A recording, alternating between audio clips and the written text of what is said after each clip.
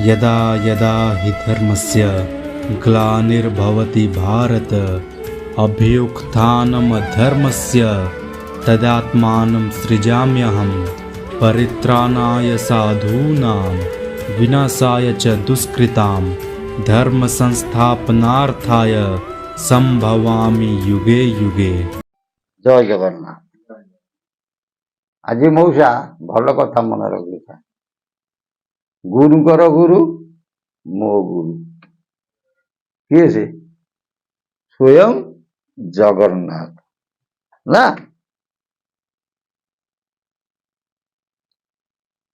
बहुत लोग कहते बर्तमान आम निज अनुभूति आम गोटे जगह था देखीचु आखिरे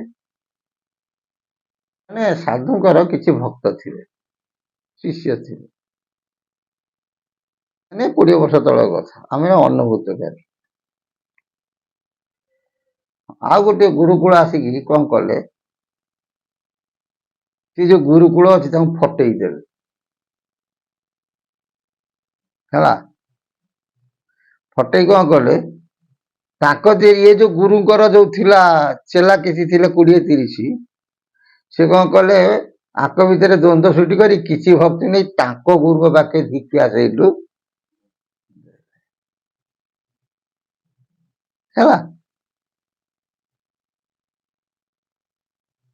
किंतु जो व्यक्ति नहीं से जो गुरु धिकिया देले पछरे से गुरु के महापुरुष अच्युत वज्रक्रीड़ा लिखिकी गाई आम क्यामेरा आगे कहीपरू ना तो आ गोटे भल कथा मन तुम कहती सब गाँ गहली उद्धव तो 24 गुरु करते कहती नहीं ना भल कथा मन रख भागवत तुम सब पढ़ुच उद्धव 24 गुरु करथिले सत्य से को गुरु करथिले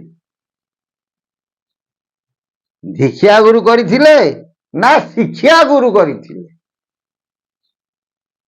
ठीक ना गुरु उद्धव 24 गुरु करथिले सत्य किंतु तांकटारु शिक्षा गुरु रूप में कौन करते विवेचना करथिले दीक्षा गुरु नुह कि तत्व गुरु रूप में विवेचना करी नथिले ताले उद्धव किए से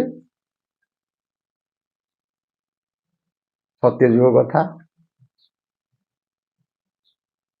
अत्रि मुनि तांको स्त्री ना हला कोन अनुसया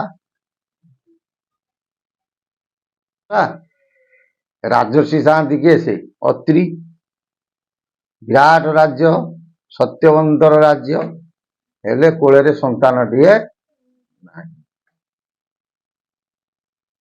अनुसया सदा सर्वदा ब्रह्मा विष्णु महेश्वर को कौन कले चिंतन बा ध्यान रत होगी रही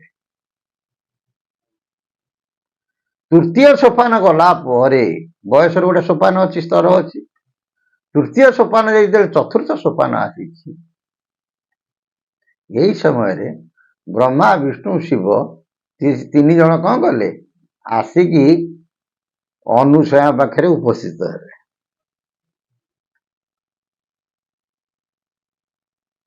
है देखिए बोले कि से अनुसया अत्रि ब्रह्मा विष्णु महेश्वर आई प्रभु आई शरणापन्न ये 3 देव पचारू माँ तू एत दिन तपस्या आमको कहीं कर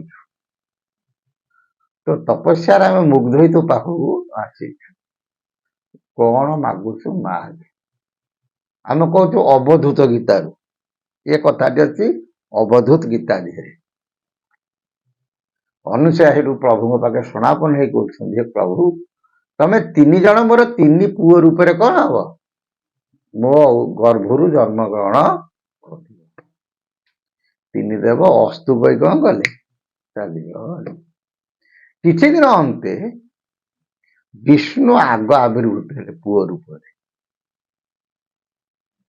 है तो राजकूल ऋषि ना सी किए से आइले ना दत्तात्रय रूप में कौन है प्रथम आविर्भूत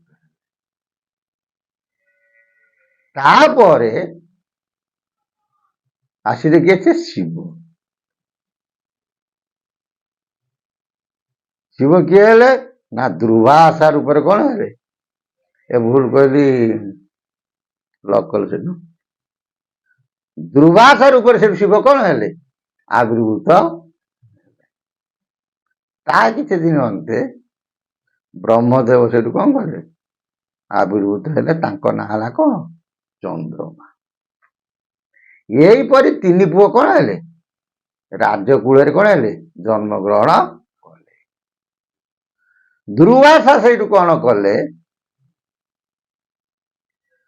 ଚାରିଆଡେ ବୁଲିଲେ। ଦତ୍ତାତ୍ରେୟ ମଧ୍ୟ ବୁଲିଲେ। କିନ୍ତୁ ଦତ୍ତାତ୍ରେୟ ଯୋଉ ବିଷ୍ଣୁ ଥିଲେ, ଦୁର୍ବାସା ସବୁବେଳେ ଦୁର୍ଦାନ୍ତଗିରି କରନ୍ତି। ରାଜକୀୟ ଢାଞ୍ଚା, ଶିବଙ୍କ ରୂପ, ବୁଝିହଉଛି। ଦୁର୍ବାସା ସ୍ୱୟଂ ଶ୍ରୀହରି। ଦୁର୍ବାସାଙ୍କର ତମେ ଦେଖିବ ଉତ୍ତର ଭାରତରେ ଆମେ ଯେମିତି ଜଗନ୍ନାଥ, ବଳରାମ, ବିଷ୍ଣୁ, ରାମକୁ ପୂଜା କରୁଛେ, ସେମିତି ସେପଟେ ମଧ୍ୟ ଦୁର୍ବାସାଙ୍କୁ ମଧ୍ୟ ପୂଜା କରାଯାଏ। ଦତ୍ତାତ୍ରେୟଙ୍କୁ ମଧ୍ୟ ଅନେକ ବ୍ୟକ୍ତି ମଧ୍ୟ ପୂଜା କରନ୍ତି। ବିଷ୍ଣୁ ବଂଶ କିଏ ସେ? ନା ଦତ୍ତାତ୍ରେୟ। ଏଇ ଦତ୍ତାତ୍ରେୟଙ୍କୁ ମଧ୍ୟ ଅବଧୂତ ନାମରେ ନାମିତ କରାଯାଇଛି। ସେଇ ଦତ୍ତାତ୍ରେୟ ଯେତେବେଳେ ଅବଧୂତ ରୂପରେ ପରିପ୍ରକାଶ ହେଲେ, ସିଏ ସେଠୁ 24 ଗୁରୁ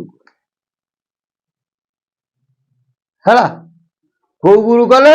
ନା ସ୍ୱୟଂ ତ ବିଷ୍ଣୁ ସିଏ ନା, କାରଣ ମର୍ତ୍ତ୍ୟମଣ୍ଡଳରେ ଜନ୍ମଗ୍ରହଣ କରିଛେ, ଗୁରୁ ନ କଲେ ଚଳିବନି। ସେ ସ୍ୱୟଂ ବିଷ୍ଣୁ କଣ କଲେ? ଆସିକି ମର୍ତ୍ତ୍ୟମଣ୍ଡଳରେ ଜଗତକୁ ଶିକ୍ଷା ଦେବା ପାଇଁ। ତାଙ୍କର ଫେରେ ଗୁରୁ କିଏ ଆସିବ ନା ନାଇଁ? ଯିଏ ବ୍ରହ୍ମାଣ୍ଡର ସ୍ରଷ୍ଟା, ତାଙ୍କର ଫେରେ ଗୁରୁ କଣ ଆସିବ? କିନ୍ତୁ ଜଗତରେ ଶିକ୍ଷା ଦେବା ପାଇଁ କି ସେ 24 ଗୁରୁଙ୍କୁ କଣ କରିଥିଲେ? ରୂପାନ୍ତରିତ କରିଥିଲେ। କୋଉ ଗୁରୁ? ନା ଶିକ୍ଷା ଗୁରୁ ହେଲା। କଣ ସେ ଗୁରୁ ସବୁ କିଏ ଥିଲେ? ଶ୍ରୀମଦ ଭାଗବତରେ ଜଗନ୍ନାଥ ଦାସ ଓଡ଼ିଆ ଭାଗବତ ତାକୁ ପ୍ରମାଣ ଦେଇଛନ୍ତି। ଶୁଣ ହେ ଯଦୁ ନୃପବର, ଅନେକ ଗୁରୁ ଛନ୍ତି ମୋର, ଶୁଣିତେ ଯେବେ ତୋର ଇଚ୍ଛା, ଯାହାର ତହୁଁ ଦେବା ଦୀକ୍ଷା। ବୁଝିହଉଛି ନା? ଘେନି ମୁଁ ବୁଲଇ ସଂସାରେ, କହିବି ଶୁଣ ମନ ସ୍ଥିରେ, ପୃଥିବୀ ପବନ ଅନଳ, ଆବର ଆକାଶ ମଣ୍ଡଳ, ରବି ଶଶାଙ୍କ ଆପୋ ସିନ୍ଧୁ, ଭ୍ରମର ସର୍ବ ପୁଷ୍ପବିନ୍ଦୁ। କପୋତ ପକ୍ଷୀ ଗୁରୁ ମୋର, ପତଙ୍ଗ ସର୍ପ ଅଜଗର, ମୀନ ପିଙ୍ଗଳା ବେଶ୍ୟା ନାରୀ, କ୍ରୂରର କୁମର କୁମାରୀ, ହରିଣ ଉର୍ଣ୍ଣ ନାଭ କରି, ସରକାରକ ମଧୁଆରୀ, ଆବର କୀଟ ପେ ସଂସ୍କାରୀ, ମୁଁ ଏତେ ଗୁରୁ ଅଛି କରି। 24 ଗୁରୁ ମୋର ଏତେ, ଶୁଣ ରାଜନ ତୋଷ ଚିତେ। ଏଇପରି ଭାବରେ ଏଇ ମାନଙ୍କୁ, ଏଇ 24 ଜଣଙ୍କୁ ଦତ୍ତାତ୍ରେୟ କଣ କରିଥିଲେ? ଗୁରୁ କରିଥିଲେ। କି ଗୁରୁ? ଶିକ୍ଷା ଗୁରୁ। ବୁଝିହଉଛି ନା? ଯଦି ଏମାନେ ତାଙ୍କର ପ୍ରକୃତରେ ତତ୍ତ୍ୱ ଗୁରୁ ହେଇଥାନ୍ତେ, ସେ କାହିଁ ଲେଖିଥାନ୍ତେ ସଦଗୁରୁ ଯେ ବେମାରେ ଗୋଇଠା, ଅନ୍ଧାର ଘରେ ଜଳେ ବଇଠା, ଗୁରୁ ନ କରି ଅରଜୁନ, କାହୁ ପାଇବୁ ଦିବ୍ୟ ଜ୍ଞାନ।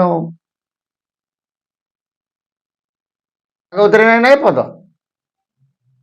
ତେଣୁ ଏତିକି ମନେ ରଖ, ଦତ୍ତାତ୍ରେୟ ବା ଅବଧୂତ ଯୋଉ ଗୁରୁ କରିଥିଲେ, 24 ଗୁରୁ, ସେ କରିଥିଲେ ଶିକ୍ଷା ଗୁରୁ। ଜୀବନରେ ତତ୍ତ୍ୱଗୁରୁ ବା ସଦଗୁରୁ ଜଣେ ଆସନ୍ତି, ଦ୍ୱିତୀୟ କେହି ଆସନ୍ତି ନାହିଁ। ଅନେକ ଶିକ୍ଷା ଗୁରୁ ମିଳିବେ, କିନ୍ତୁ ଅନେକ ତତ୍ତ୍ୱଗୁରୁ ମିଳିବେ ନାହିଁ। ତତ୍ତ୍ୱଗୁରୁ କିଏ ସେ ହେବେ? ନା ବହି ଦେଖିକି ତତ୍ତ୍ୱଗୁରୁ ନୁହଁ।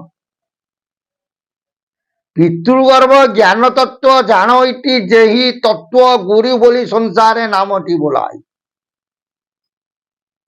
ମାତୃଗର୍ଭ ଜ୍ଞାନ କଣ ବହିରେ ପଢା ହେଇନି? ସମସ୍ତେ ପଢିକି ତ ଜାଣି ପକେଇବେ। ମହାଶୂନ୍ୟରୁ ବିନ୍ଦୁ ବ୍ରହ୍ମା ହେଲା, ମାତୃଗର୍ଭରେ ଆସ୍ଥାନ ବାନ୍ଧିଲା, କାୟା ବିସ୍ତାର କଲା, 10 ମାସ 10 ଦିନ ରହିଲା, ତାପରେ ଭୂମିଷ୍ଠ ହେଲା। ଏଗୁଡାକ ସବୁ ଲେଖା ଅଛି ଗୀତ ଆକାରରେ, ସମସ୍ତେ ଆମେ ଜାଣିଛୁ। କିନ୍ତୁ ମା ସଚୀ ମାତା ଗୋବିନ୍ଦ ଚନ୍ଦ୍ର ବିଷୟ, ଗୋବିନ୍ଦ ଚନ୍ଦ୍ର ଯେତେବେଳେ କହିଲେ ମୁଁ ମା ଯୋଗୀ ହେଇକି ପଳେଇବି, ସତୀମାତା ହସିଥିଲେ ଟୀକା ଗୋବିନ୍ଦ ଚନ୍ଦ୍ର ବିଷୟ କହିଲେ ବାବା ତୁ ଯିବୁ ଯେ ତୁ କଣ ଜ୍ଞାନ ପାଇଲୁଣୁ ଯିବୁ ନା ହଁ ମା ତୋ ଦୟାରୁ ମୁଁ ଜ୍ଞାନ ପାଇଯାଇଛି ନା କହିଲୁ ତୋ ବାପାର ମୋର ବାହାଘର ତତେ କେତେ ବୟସ ହେଇଥିଲା କିଏ ପଚାରୁଛନ୍ତି ସତୀ ଦେବୀ କାହାକୁ ଗୋବିନ୍ଦ ଚନ୍ଦ୍ର ଗୋବିନ୍ଦ ଚନ୍ଦ୍ର କହିଲେ ମା ସେତେବେଳେ ମୁଁ ଥିଲି ପିତୃ ଅନ୍ତର୍ଗତି ପିତୃଗର୍ଭରେ ଆସ୍ଥାନ ମାନିଥିଲି କହିଲେ ନାଇଁ କେତେ ମାସ ଥିଲି କି କେତେ ବର୍ଷ ଥିଲି କି କେତେ ଦିନ ଥିଲି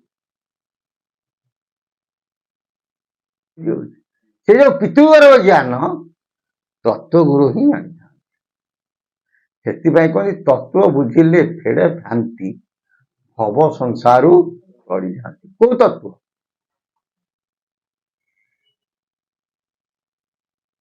ସେଇ ପରମ ପିତାଙ୍କ ତତ୍ତ୍ୱ ପିତୃଗର୍ଭ ତତ୍ତ୍ୱ ଯେତେବେଳେ ମାତୃଗର୍ଭ ଆମେ ଆସିଲେ ସେଠି ଆମେ କିପରି ଥିଲେ ମାତୃଗର୍ଭରେ ଆମର ସ୍ଥାନ କିପରି ଥିଲା ବୁଝିହଉଛି ପୁଣି ତତ୍ତ୍ୱ କହ ତୁମେ କିଏ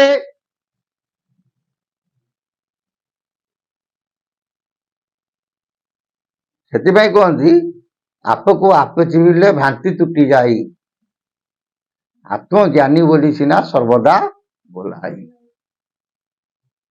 ତମେ ନିଜକୁ ନିଜେ ନ ଚିହ୍ନି ପାରିଲ ନିଜ ଆତ୍ମା କଣ ନିଜ ଆତ୍ମାକୁ ନ ଚିହ୍ନି ପାରିଲ ତମେ ଅନ୍ୟ ଆତ୍ମା କଣ ଜାଣିଲ ତେଣୁ ସାର କିଏ ସେ ସଦଗୁରୁ ବା ତତ୍ତ୍ୱଗୁରୁ ସେଥିପାଇଁ ଠାକୁର ଅଭିନବ ପରମଶ କହିନାହାନ୍ତି ନା ହେତୁ ଉପରକୁ ଯେଉଁ ଜନ କହିବ ଅଧିକ ବଚନ ଅଭିରାମର ସେହି ଗୁରୁ ନାମଟି ତାର କଳ୍ପତରୁ ଲେଖିନାହାନ୍ତି ଜୟ ଜଗନ୍ନାଥ ଆଉ ତ କିଛି କ୍ୟାମେରା ଆଗରେ ଖୋଲି କହିହବ ନାହିଁ ସେ ପ୍ରଭୁଙ୍କ ସଦିଚ୍ଛା ପୂର୍ଣ୍ଣ ହୁ ବୋଲ ଆନନ୍ଦ କୁମାର ହରି